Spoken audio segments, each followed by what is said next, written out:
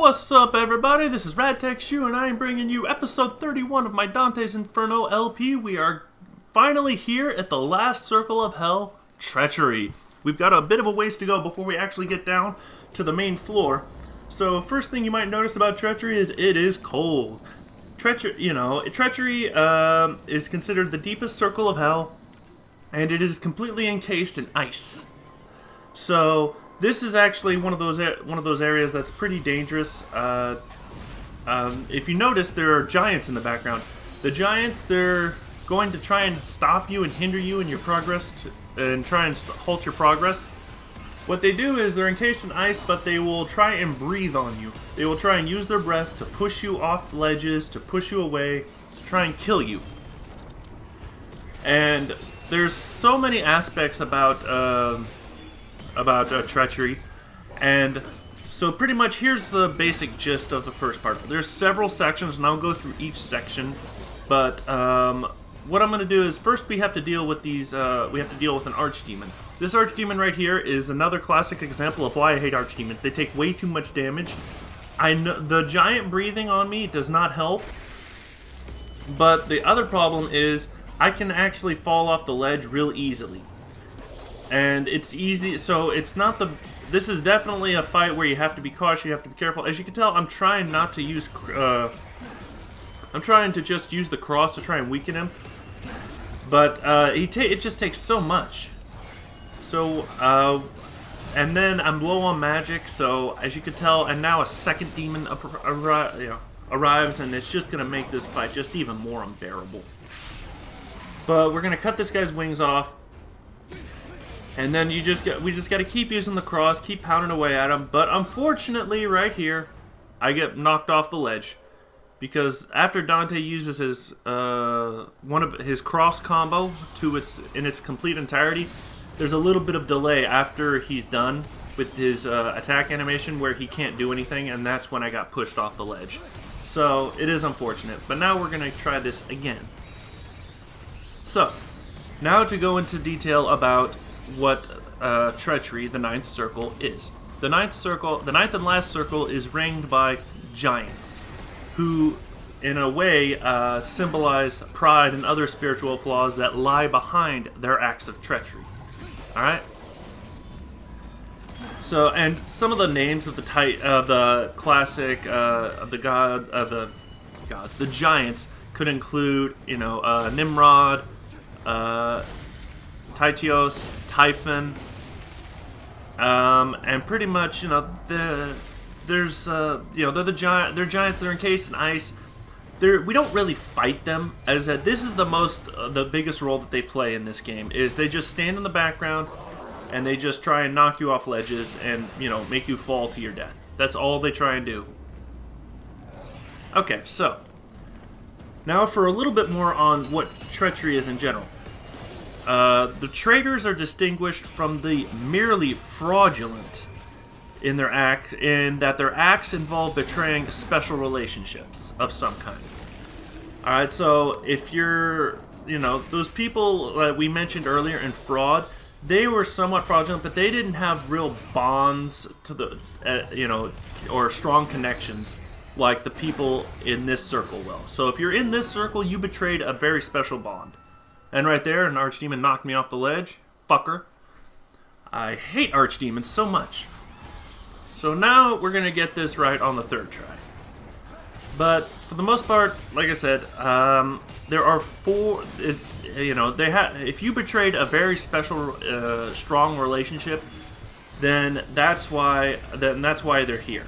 So there are 4 concentric zones or rounds of traitors. There's 4 small subsections of treachery. Just as there were 10 in fraud, there's 4 here, and we won't be technically going through all of them, but I will talk about each one when it feels slightly appropriate. There's a couple that are actually important, and in this circle, in this video as a matter of fact, we will obtain 2 trophies that I personally was not expecting to get, and was rather satisfied with.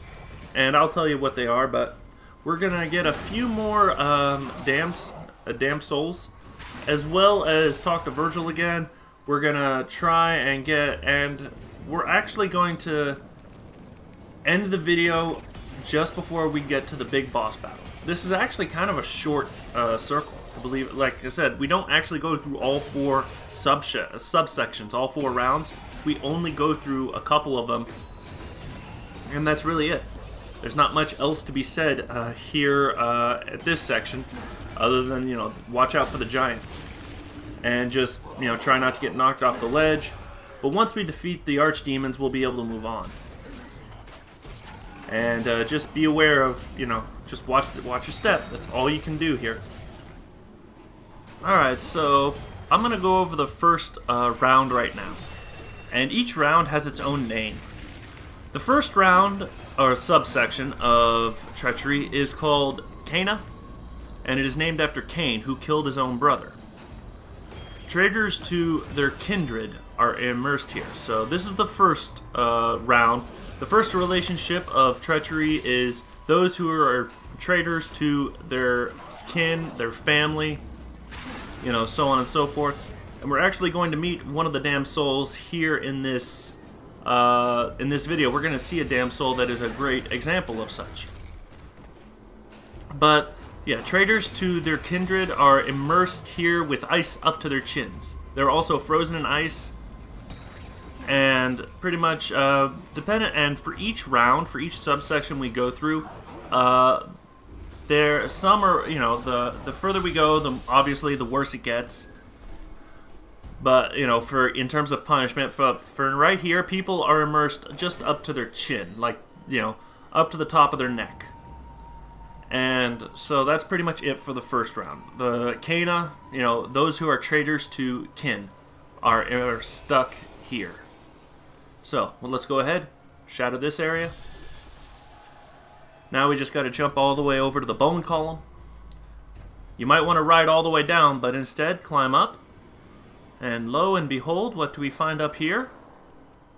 We find a damn soul.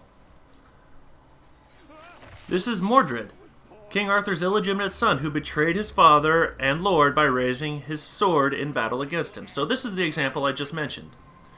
He attacked his King Arthur. He pretty much stood against him, and since he betrayed his own family, that's how he ended up down here. So we've got a little bit more swinging and climbing to do. We got to get by another giant. So right here, I'm just having a look at the menu of all my relics. As you can see, we're close to the end, but I've missed a bunch of relics. I obviously have missed so many relics. There's so many here. I did not get them all. I did not expect to get everything, but I got a good deal of them. The Charon's Ore and the Tail of Minos, the Shoe of Nessus. Those are just so good. I knew that they were going to be useful for me throughout the entirety of the game. So right here we've got another giant with what looks like arrows lodged in his eyes. So apparently he's blind. So we just got to swing, wait for the wind to stop, jump across,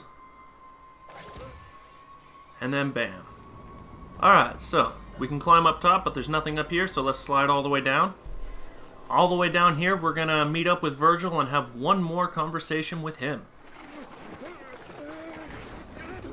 And we're going to slowly walk over to him, because this is actually a very dangerous part right up here.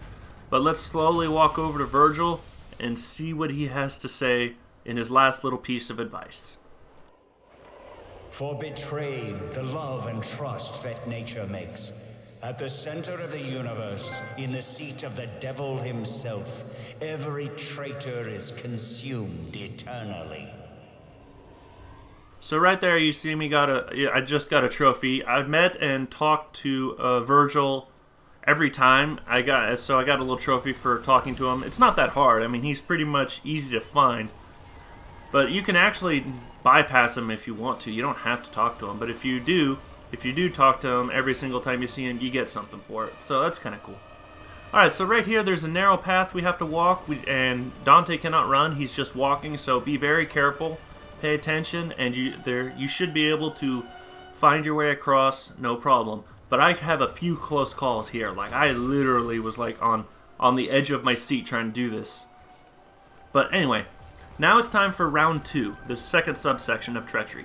This is named Atenora, after Antenor of Troy, who, according to medieval tradition, betrayed his city to the Greeks. Traitors to political entities, such as parties, cities, or even countries, are located here and imprisoned in the same way as the traitors of Cana, up to their chins.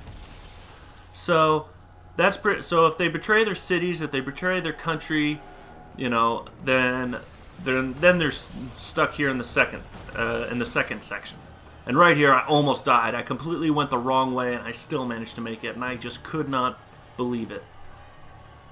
Now, for the third section, for the third round, is named Ptolemaia, which is most likely named after Ptolemy, the son of Anubis, who invited Simon, Maccabeus, and his sons to a banquet and then killed them. Traitors to their guests are punished here, lying supine, lying on their backs, covered in ice, except for their faces. So they're encased all the way up. Their whole bodies encased, even their heads up to the top half. Only the top half of their face is exposed. And the betrayal of a guest is considered more serious and severe because the relationship to guests is an entirely voluntarily one. So that's why this one is considered, the third one is considered more heinous than the first two. Alright, so we are done with that little nasty section. We're going to come on over here and walk slowly, and we have a couple more fountains. We have a save station and a damn soul, and over here is where I'm going to actually end the video. So let's get everything. We're pretty much close to the end of the game, and we're not going to be stingy on anything. We're going to take as much as we can. So, who do we have here? We have Count Ugolino, the Italian nobleman and naval commander, aligning himself with the Guelphs and the Glebines alike. He switched allegiances often, so he played both sides of the fence and until he was eventually captured and imprisoned and starved to death. And with absolving him, we level up holy skills. And right here, we got a final trophy. We found all the damned and either absolved or punished them. And I will see you all in the next video where we finally take on Lucifer himself. This is RadTech Shu, signing off.